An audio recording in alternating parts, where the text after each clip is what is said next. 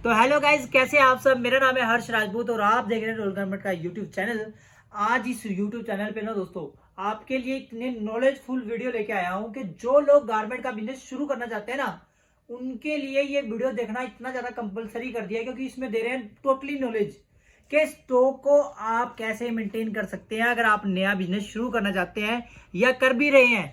तो जो भाई साहब कर रहे हैं उनके लिए तो ये रहेगा कि इसमें आप कैसे और सुधार कर सकते हैं, और जो भाई साहब करना चाहते हैं उनको तो पता ही नहीं है कि स्टॉक को कैसे मेंटेन करना है। तो उनके लिए ये मेनली मेरा वीडियो रहना वाला है कि जो लोग कपड़े का बिजनेस शुरू करना चाहते हैं तो उन्हें स्टॉक को कैसे मेंटेन करना है।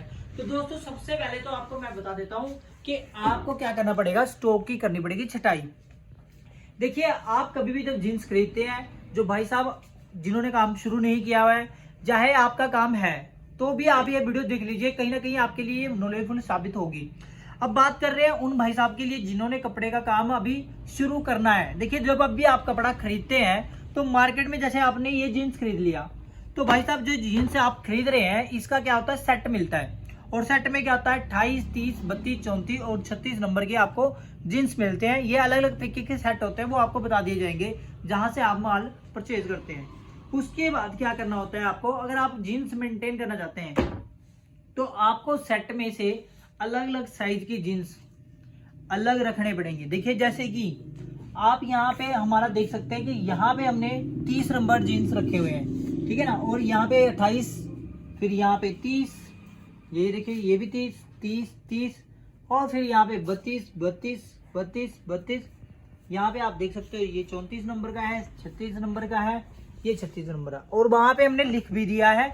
आप लोग देखिए, बहुत सारे लोग हैं जिनका काम शुरू है, उनकी बात कर रहा हूं, जिन्होंने स्टॉक को रखा है बट वहां पे मेंशन नहीं करते। वहां पे लिखिए जरूर कि ये आपका 36 नंबर है। इससे क्या होगा कि आपकी टीम में जो और बंदा भी होगा ना, उसको भी पता लग जाएगा कि यहाँ पे भाई 36 नंबर जगह ही है और ये 36 नंबर जीन्स ही रखी जाएगी, ठीक है ना। पर दोस्तों, आप में से बहुत सारे लोगों को ये बातें पता नहीं है। तो ये बातें आप अगर इनको फॉलो करेंगे ना, आपको बेनिफिट मिलने वाले हैं। देखिए, अगर कस्टमर कहेगा मेरे को 30 नंबर जीन्स चाहिए, तो फटाफट आप 30 नंबर वहां से उठा के दिखा सकते हैं। पर लेकिन अगर मैं अपनी बात करूं, जब मेरे बिजनेस मैंने शुरू किया था, स्टार्टिंग में मुझे इस बारे में कोई नॉलेज नहीं होता था। तो मैंने अपने बहुत सारे एक्सपेरिमेंट करे हैं इसमें, तब जाके मुझे ये चीजें पता लगी। तो आपके साथ मैं नहीं चाहता कि ऐसा कुछ हो, आपका टाइम वेस्ट ना हो। आप इसको अलग कर लीजिएगा, साइज बाय 28, 30, 32, 34, और इनको अलग अलग तरीके से वहां पे लिख भी दीजिएगा। जैसे कि ये देखिए, यहाँ पे हमने मेंशन किया है कि ये 30 नंबर का जीन्स है, ये 30 नंबर का जीन्स है, ठीक है ना। इस तरीके से ये सारा, ये ऊपर नैरो का जीन्स हमने अलग रखा है और नीचे जो हमने रखा है इसको स्ट्रेट के जीन्स को अलग रखा है। अब बात करिए शर्ट की। दोस्तों, शर्ट जब आप परचेज करते हैं तो शर्ट में कई तरीके के सेट मिलते हैं। कई शर्ट तो आपको ऐसे होता है कि वो एम का सेट अलग होगा, एल का अलग होगा और एक्सएल का अलग होता है। देखिए, कुछ शर्टें आपको ऐसे मिलेगी M, L, XL, double XL, ठीक है। तो आपको क्या करना है, जैसे कि हमने यहाँ पे देख रहे होंगे आप कि यहाँ पे जो नीचे वाला सेक्शन है ये सारा ही हमारा एम साइज की शर्ट का है। और यहाँ पे आप देख रहे होंगे ये हमारी थोड़ी प्लेन शर्टें रखी हुई हैं। फिर यहाँ पे चेक शर्ट आ गई, इसमें ड्यूल पॉकेट की शर्ट है। ऐसे हमने इनको मेंटेन किया हुआ है। कुछ प्रिंटेड शर्टें हैं। फिर ये नीचे के जो सेक्शन है, इसमें एक तो मेरे को ये पता है कि नीचे जितनी भी शर्टें पड़ी है एम साइज की है। आप भी ऐसे करिएगा कि ये ना हो कि इसमें नीचे में एम में एल पड़ी हो, तो आपको कस्टमर को एम का आएगा और आप उसको एल साइज दिखा रहे हो, आपका टाइम वेस्ट हो जाएगा। उसको आपने गलत पीस खोल दिया होगा, आपको उसको फोल्ड भी करना पड़ा, टाइम वेस्ट हो जाता है। इसके बाद आपने ऊपर जो सेक्शन बनाया हुआ है ये एल साइज का है, ये यहाँ पे एल साइज है और यहाँ पे लिखा भी होगा ये एल साइज की शर्टें हैं। इसके बाद यहाँ पे एक्सएल साइज की शर्ट देख सकते हैं आप। फिर यहाँ पे हमारा आएगा डबल एक्सएल।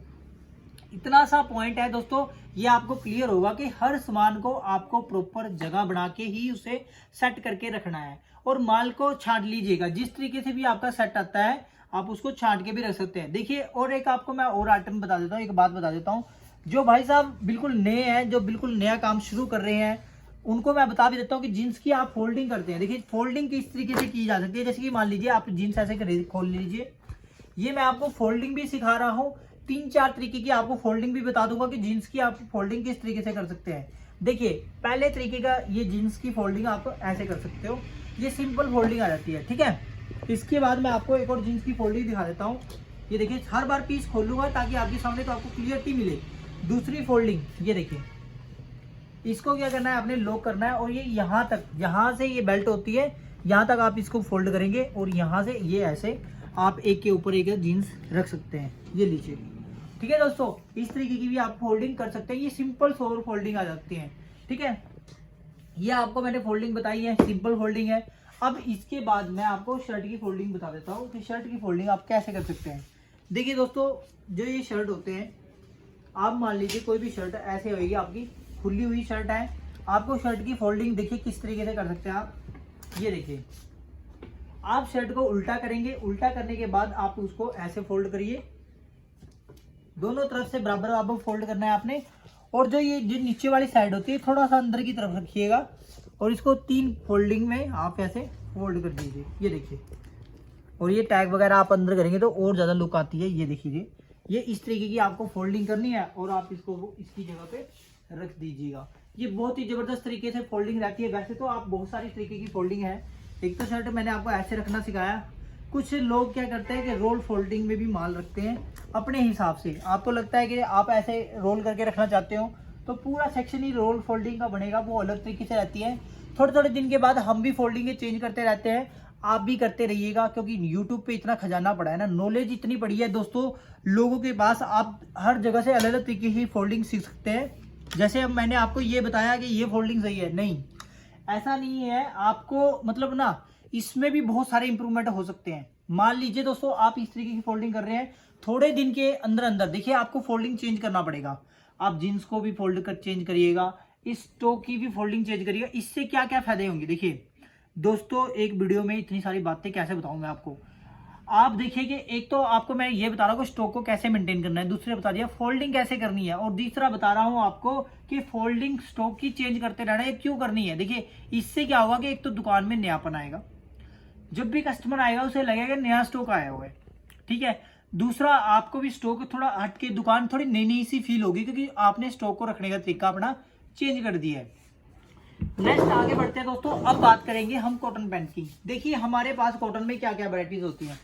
देखिए एक आपके पास आपको कॉटन की इस तरीके की पैंट, जो भाई साहब काम कर रहे हैं उनको तो ये बातें पता है, पर जो भाई साहब बिल्कुल नए हैं और काम करना चाहते हैं, या कोई मेरी बहन है वो काम शुरू करना चाह रही है लेकिन उसे नहीं पता कि उसमें कॉटन की पैंटों में क्या क्या वैरायटी होती है। देखिए कि ये कॉटन पैंट आ जाती है, ये देखिए इस तरीके का इसका कपड़ा जो रहता है ये हैवी रहता है, इसके जो परचेज रेट भी होते हैं वो थोड़े इनसे जो फॉर्मल पैंट से होते हैं वो थोड़े ज्यादा रहते हैं। एक आपको दिखाता हूँ फॉर्मल पैंट, एक आपको इसमें मिल जाते हैं ये फॉर्मल पैंट। ये देखिए फॉर्मल पैंट का कपड़ा थोड़ा हल्का होता है और इसकी रेंज भी थोड़ी हल्की रहती है कॉटन पैंट के मुकाबले। तो दोस्तों हम बात करते हैं इसको मेंटेन करने का तरीका। सेम जैसे ही जीन्स का सेट होता है इनका भी वैसे ही सेट मिलेगा, और आपको इन सारे स्टॉक को अलग करना है। अलग आप इसको कैसे कर सकते हैं, 30 का अलग कर लीजिएगा, या मान लीजिए आप कोई भी जीन्स खरीदते हैं उसमें ब्लैक कलर हर के सेट होते हैं, और आप इनमें से 30 नंबर के अलग निकाल लीजिए, 32 के अलग बनाइए और 30 के अलग, फिर फॉर्मल पैंट के आप अलग सेक्शन बनाइए। अब मैं आपको दिखा देता हूँ कि हमने स्टॉक को कैसे रखा है। जैसे कि आप यहाँ पे देख रहे होंगे ये हमारे कॉटन पैंट आ जाते हैं, ठीक है। उसके बाद हमारे ये देखिए फॉर्मल पैंट जो मैंने आपको दिखाए थे, ये देखिए इस तरीके के ये फॉर्मल पैंट आ जाते हैं। आप फॉर्मल पैंट को भी आप अच्छे से सेट करके रख सकते हैं, और कॉटन और फॉर्मल पैंट को आप अलग रखेंगे तो दिखाने में आपको बहुत ज़्यादा ईजी हो जाता है, ठीक है ना। उसके बाद दोस्तों बात करी जाए, आपको हुडीज हो जाते हैं। हुडीज के लिए आप इस तरीके से कोई हैंगर, ये देखिए इस तरीके से कोई हैंगर यूज कर सकते हैं। कोई ऐसा सा स्टैंड आ जाता है, बिल्कुल ही सस्ता होता है, कोई ज्यादा रेंज भी नहीं है इसकी। ये 3 से 3,500 रुपए में आपको मिल जाता है मार्केट में। अब बात करें दोस्तों, अगर मान लीजिए आपके पास कोई हुडीज वगैरह भी होते हैं तो हुडीज वगैरह भी आप कैसे फोल्ड कर सकते हैं, देखिए आपको मैं सिखा देता हूँ। देखिए ये एक स्टॉक मेंटेन करने का जबरदस्त तरीके होते हैं जो मैं आज आपको वीडियो पे सिखा रहा हूँ। आज तक शायद मैंने तो ऐसी वीडियो कोई यूट्यूब पे नहीं देखी, और मुझे लगा कि ये एक गोल्डन अपॉर्चुनिटी है दोस्तों। तो मेरा दिमाग ना मतलब क्या हुआ कि मुझे लगा कि जैसा मेरे साथ हुआ ना, मुझे कुछ पता नहीं था। मैं यूट्यूब पे इतनी सारी वीडियो देख रहा, फिर जाके नॉलेज इकट्ठी की, फिर मुझे पता लगा यार ऐसे नहीं, ऐसे करो ऐसे करो। वो सारी नॉलेज आज की इस वीडियो में दे रहा हूँ, और वीडियो आप स्टार्टिंग से लेकर एंड तक जरूर देखिएगा। ये देखिए मैं आपको दिखा रहा हूँ हुड की फोल्ड कैसे करी जा सकती है। हुड को सबसे पहले तो कैप को अंदर करेंगे, फिर उसके बाद आप ये देख सकते हैं यहाँ पे आप इसको ऐसे फोल्ड करिए, फिर ये शर्ट आपकी ऐसे आ जाएगी इसकी बाजू, फिर सेम ऐसे ही आपका ये रहता है। हल्का सा हुड को नीचे से फोल्ड करिएगा और उसके बाद इसको पूरा फोल्ड कर दीजिए। ये देखिए, आप इस पे कंटिन्यू 3-4 पीस आप एक के ऊपर एक के ऊपर एक ऐसे भी रख सकते हैं, और आप इसको अपने जो आपने इसकी जगह बनाई हुई है वहाँ पे आप रख सकते हैं। साइज वाइज रखना चाहे साइज वाइज, कलर वाइज भी रख सकते हैं। देखिए दोस्तों, आपको मैं 2 तरीके बता रहा था। जीन्स में भी आप जीन्स जो रखते हैं, एक तो आप रख सकते हैं उसको साइज वाइज। कई लोग क्या करते हैं, बड़े बड़े शोरूम में आपने देखा होगा कि एक जैसी कलर की जीन्स है ना, वो उसमें ही एक ही जगह रखते हैं। उसमें वो 30 रख देते हैं, 32 रख देते हैं, 34 रख देते हैं, 36 भी रख देते हैं। वो एक कलर वाइज रखते हैं, ठीक है ना।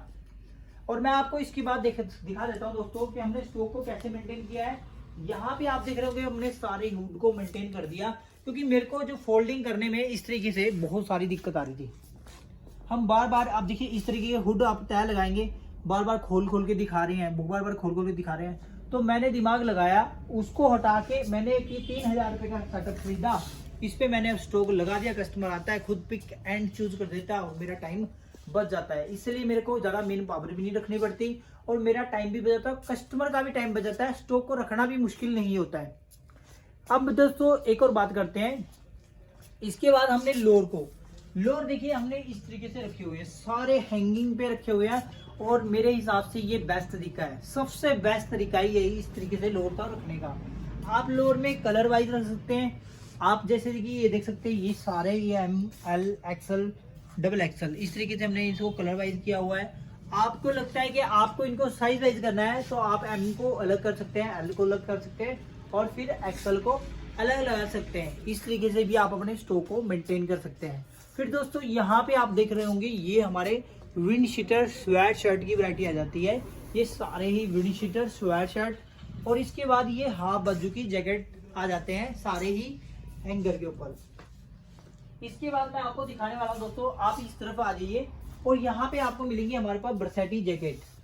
जो भी हमारे पास ये बरसाती ट्रेंडिंग फैशनेबल जैकेट है, वो सब हमने नीचे मेंटेन किए हुए हैं। और इसके बाद आप यहाँ पे देख सकते हैं, ये आप इस तरीके के हैंडल जो ऊपर वाले स्टैंड होते हैं, इसमें हैंगर लगा के आप ऊपर की ये जैकेटें यहाँ पे साइज वाइज, जैसे कि आगे आगे M होता है, पीछे L लगा होता है, और यहाँ पे XL होता है, और इसके बाद ये XXL साइज हमारे आ जाते हैं। तो दोस्तों ये सारा इस तरीके से आप अगर स्टॉक मेंटेन करेंगे तो आपको कस्टमर को दिखाना इतना इजी हो जाएगा ना।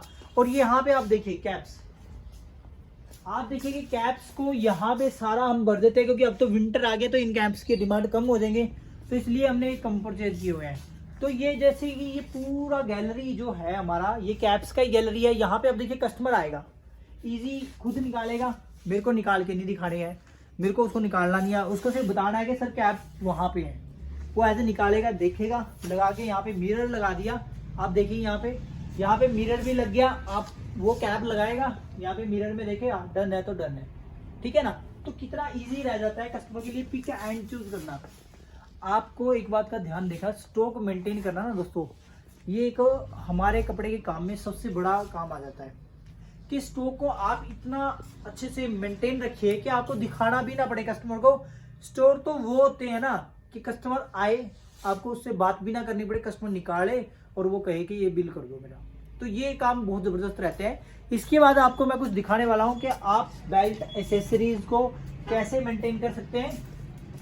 यहाँ पे दोस्तों आप देख सकते हैं कि ये सारा हमारा बेल्ट का आ जाता है। बेल्ट में हमने इससे पहले बहुत सारे तरीके से बेल्ट को मेंटेन किया था, बट उनमें से सबसे बेस्ट तरीका मुझे ये लगा, और ये सारा मैंने ही खुद फिट किया हुआ है। ये सारा अपने हिसाब से जैसे मुझे ठीक लगता है मैं कर लेता हूँ, और ये आप भी अगर ऐसा लगे, आपको अच्छा लग रहा है ये, तो आप इसको फॉलो कर सकते हैं। आप इसमें बेल्ट रख सकते हैं, easily customer pick and choose कर सकता है। आपको बस उस पर रेट लिखने होते हैं। रेट कस्टमर यहाँ से देखता है, ये 150 रुपये है जी, ये 100 रुपये है, ये 50 रुपये है, और ये परफ्यूम वगैरह आ जाते हैं, ठीक है ना। यहाँ पे बेल्टें, परफ्यूम, इस तरीके से आप अपने दुकान को सजा सकते हैं और स्टॉक को मेंटेन कर सकते हैं दोस्तों, ठीक है ना दोस्तों। तो ये सारा मैंने आज आपको दिखाया दोस्तों, ये इस तरीके से आप स्टॉक को मेंटेन कर सकते हैं। तो दोस्तों ये आज की वीडियो आपके लिए मेरे हिसाब से काफ़ी हद तक नॉलेजफुल साबित हुई होगी। आपको कोई भी बिजनेस के रिगार्डिंग कोई क्वेश्चन पूछना है तो आप मेरे व्हाट्सएप नंबर पे क्वेश्चन मुझसे पुट कर सकते हैं। मुझे डायरेक्ट कॉल मत करिएगा, क्योंकि देखिए मैं बहुत ज़्यादा बिजी रहता हूँ। आप मुझसे पहले व्हाट्सएप पे बात करके फिर कॉल के लिए पूछ सकते हैं। डायरेक्ट कॉल मत करिएगा, क्योंकि दोस्तों बहुत ज़्यादा बिजी रहते हैं। तो अगर आपको कोई भी हेल्प चाहिए होगी तो मैं जरूर आपकी हेल्प करूंगा। उम्मीद करता हूं दोस्तों आज का वीडियो आपके लिए बहुत ज़्यादा नॉलेजफुल साबित हुआ होगा। अगर वीडियो अच्छा लगा है तो प्लीज हमारे चैनल को लाइक कर दीजिएगा, सब्सक्राइब कर दीजिएगा। मिलते हैं फिर नेक्स्ट वीडियो में, तब तक के लिए टाटा एंड बाय बाय।